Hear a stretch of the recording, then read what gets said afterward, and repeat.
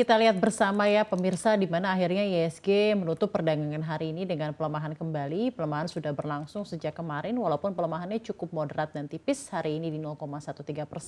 Tapi kalau kita bisa lihat bersama salah satu sektor yang harus kebakaran hari ini adalah sektor finansial. Ini sedikit saya lihat saja mungkin ya Sasa. Jadi untuk movers hari ini yang paling besar itu memang dari segi active turnover dan memang pelemahan. Dan ini adalah emiten-emiten perbankan big cap seperti BBCA, BBRI, BMRI dan juga BBNI kompak semuanya melemah dan terkoreksi. Padahal kita ketahui biasanya 4 emiten perbankan big caps ini menjadi jagoan gitu ya dalam penguatan dan tentunya juga memiliki fundamental yang masih cukup baik. Nah, analisa Anda seperti apa? Tidak hanya mungkin untuk sektor finansial saja, tapi keseluruhan dari IHSG seperti apa analisanya Anda menurut analisa Sasa hari ini? Dan juga apakah sebenarnya ini berimbas dari beberapa sentimen-sentimen makroekonomi yang memang melanda Indonesia? Karena kemarin baru saja rapat Dewan Gubernur Bank Indonesia dan kembali lagi ditetapkan di 6%. Walaupun ini tidak serta-merta menjadi berita yang baik atau berita yang buruk karena tetap di 6% dan sepertinya sentimennya sudah price in. Tapi apakah sebenarnya penahanan suku bunga 6% ini semakin menunjukkan bahwa the Fed ya Bank Sentral Amerika Serikat itu masih jauh sekali dari kenyataannya yang diharap-harapkan untuk menurunkan suku bunganya dan inilah yang membuat pasar domestik kita goyah. Gimana nih, Sa? Ini juga kalau kita lihat gitu ya terimplikasi jelas pada pergerakan saham-saham bank big caps gitu yang tadi menjadi motor penggerak IHSG dalam beberapa hari terakhir, tapi nyatanya pada perdagangan hari ini diterpa aksi profit taking. Nah, selain memang diterpa aksi profit taking, selain memang sudah menyentuh all time high-nya pada beberapa waktu lalu, pasar tampaknya masih mencermati nih Safrina terkait dengan keputusan Bank Indonesia yang kembali menahan suku bunganya di level 6% selama 4 bulan beruntun sejak terakhir kali menaikkan suku bunganya pada Oktober 2023 lalu sebesar 25 basis point. Nah, Bank Indonesia menegaskan ya, kalau keputusan mempertahankan suku bunga Bank Indonesia ini tetap konsisten dengan fokus kebijakan moneter yang pro-stability. Sementara itu kebijakan makro-prudensial dan juga sistem pembayaran yang tetap pro-growth ini untuk mendukung pertumbuhan ekonomi yang berkelanjutan. Di mana kebijakan makro-prudensial longgar ini terus ditempuh untuk mendorong kredit, pembiayaan perbankan kepada dunia usaha dan juga rumah tangga. Dan kalau kita lihat juga tadi pergerakan rupiah ini bisa dikatakan cukup bagus gitu ya dibandingkan dengan beberapa hari terakhir yang kalau kita lihat pergerakan rupiah lunglai gitu. Tapi pada hari ini rupiah berhasil kembali menunjukkan tajinya seiring dengan adanya kebijakan Bank Indonesia yang kembali mempertahankan suku bunga acuan. Kembali bertaji dan kembali menembus level psikologis 15.500-an untuk rupiah ya. Walaupun sebenarnya pasar IHSG masih sedikit lunglai gitu ya tadi kalau katanya Sasa. Nah, kalau FOMC sendiri nih yang biasa kita nanti-nantikan ya, setelah ada rapat Dewan Gubernur Bank Indonesia dan kira-kira keputusan Bank Moneter Indonesia, kita tentunya nanti akan melihat lagi gitu ya. Pembuat kebijakan akan melihat lagi bagaimana efek dari Bank Sentral Amerika Serikat gitu ya, yang biasanya menjadi anchor dalam kebijakan bank sentral lainnya di dunia ini. Tentunya sangat mempengaruhi pergerakan pasar keuangan di Indonesia. Nah, FOMC Minutes akan segera dirilis.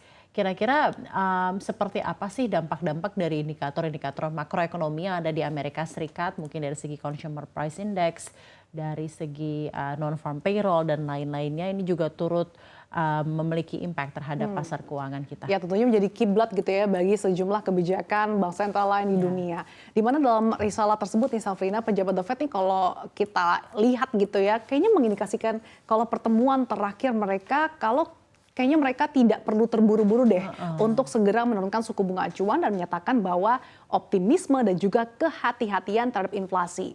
Keputusan pemangkasan suku bunga ini akan diambil kalau pejabat The Fed memiliki keyakinan yang besar bahwa inflasi terus melandai. Meskipun memang kalau kita lihat secara tren gitu ya, inflasi masih tinggi, tapi sebetulnya sudah mengarah nih menuju target The Fed sebesar 2%.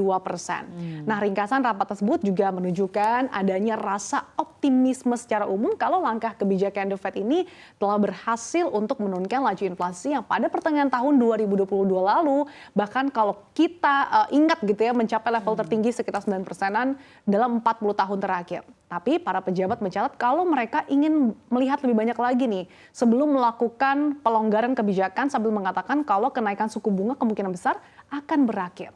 Tapi dengan masih belum ada sinyal pemangkasan suku bunga The Fed, maka tentu saja risiko capital outflow yang masih membayangi rupiah ke depan ini masih ada. Oke, jadi terminal rate sudah tercapai di 5,25 sampai 5,5%. Tetapi pemirsa, sekarang pertanyaannya adalah kapan kira-kira The Fed akan menurunkan suku bunga. Dan tentu yang seperti tadi Sasa sampaikan, Bank Sentral Amerika Serikat ya so far tentunya menjadi kiblat gitu ya bank sentral lainnya di dunia, dan ini sangat mempengaruhi juga bagaimana nanti pasar keuangan Indonesia merespon ini.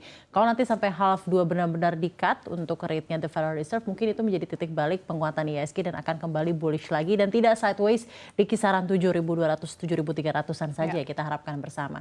Nah, di domestik ini juga yang menarik Sasa, ada rilis transaksi berjalan. Kira-kira seperti apa juga ini dampaknya terhadap IHSG? Iya, tampaknya sentimen ini yang menjadi katalis negatif gitu ya bagi pergerakan IHSG untuk kembali bergeliat. Karena Bank Indonesia mengungkapkan kalau transaksi berjalan kembali defisit, meskipun kalau kita lihat secara sentimen gitu ya didukung oleh sejumlah faktor-faktor, misalkan tadi permintaan dan juga harga komoditas global yang membaik di tengah adanya peningkatan ekonomi domestik. Kemudian pada triwulan keempat 2023, transaksi defisit mencapai 1,3 miliar dolar atau 0,4% nih dari PDB. Sebetulnya ini sedikit meningkat ya dibandingkan dengan defisit 1 miliar dolar atau 0,3% dari PDB pada triwulan sebelumnya.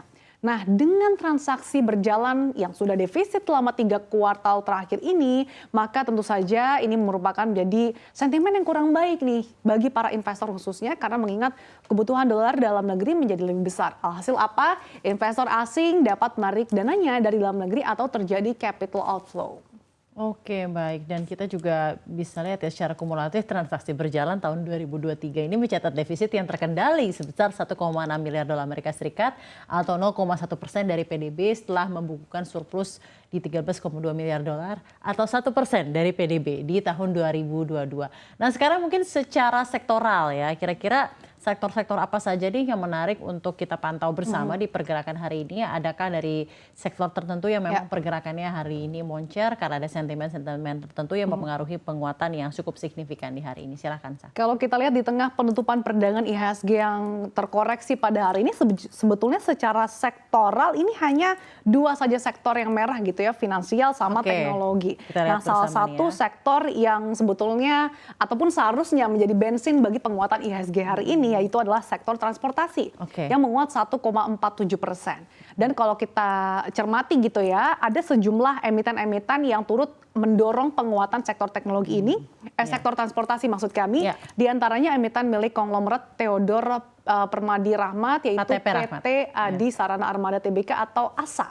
Dan Perseroan meyakini kalau dunia usaha ini kembali bergeliat pasca pemilu di mana ASA mengincar pendapatan hingga 4,7 sampai 4,8 triliun rupiah pada tahun 2024 ini.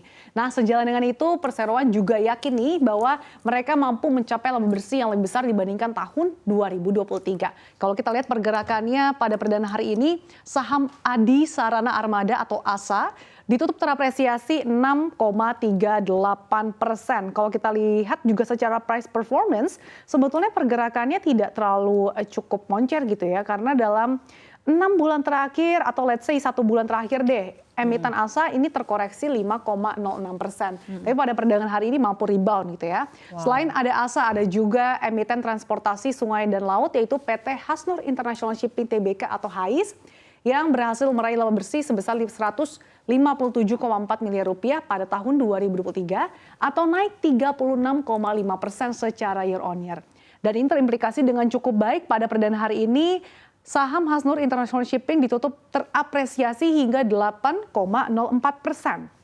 Tapi secara price performance ini sebetulnya lebih baik ya dibandingkan saham Adi Sarana Armada. Kalau tadi dalam sebulan terakhir terkoreksi 5%, tapi saham HAIS dalam sebulan terakhir justru mampu menguat tipis saja di 2,54%. Tapi secara overall kalau kita lihat kinerja IDS sektor transportation dan juga logistik secara year to date ini masih lesu, masih terkoreksi 2,59%.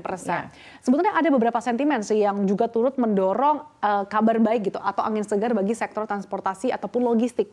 Di mana Presiden Indonesia Joko Widodo baru saja meresmikan proyek strategis nasional Makassar Newport atau MNP pada hari ini. Di mana Makassar Newport ini merupakan pelabuhan terbesar kedua kedua setelah Pelabuhan Tanjung Priok dengan kedalaman 16 Ternyata ada meter. sentimen ini ya. Angin segar gitu ya bagi Iya, angin transportasi dan segar. logistik, termasuk tadi pelabuhan terdalam yang sangat baik untuk bersandarnya kapal-kapal besar yang mengangkut kontainer.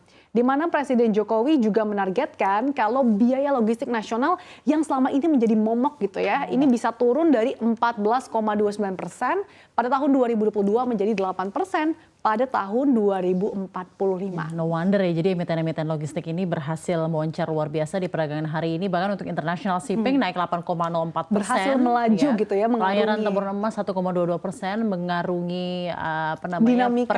perdagangan dan dinamika hari ini. Dan mungkin sedikit saja juga ada pergerakan yang juga cukup menarik untuk disimak dan juga kita lihat bersama pergerakan hari ini. Penguatan hampir dari 17,33% dari VKTR ya, atau Vektor, di mana memang emiten kendaraan listrik milik Grup Bakri, VKTR atau Vektor ini menaikkan perjanjian kemitraan strategis bersama dengan Indomobil atau IMAS yang merupakan emiten otomotif Grup Salim dalam rangka bekerja sama meningkatkan inovasi dan mempercepat adopsi kendaraan listrik dan electric Dan vehicle secara di price Indonesia. performance sahamnya juga tersengat nih. Dalam sebulan terakhir betul. sudah cuan hingga 47,9%. Jadi no wonder kerjasama ini bisa meningkatkan lagi potensi peningkatan saham VKTR. Tapi disclaimer on ya Bernisa. Disclaimer on, sekali lagi keputusan investasi akan kami kembalikan lagi kepada Anda.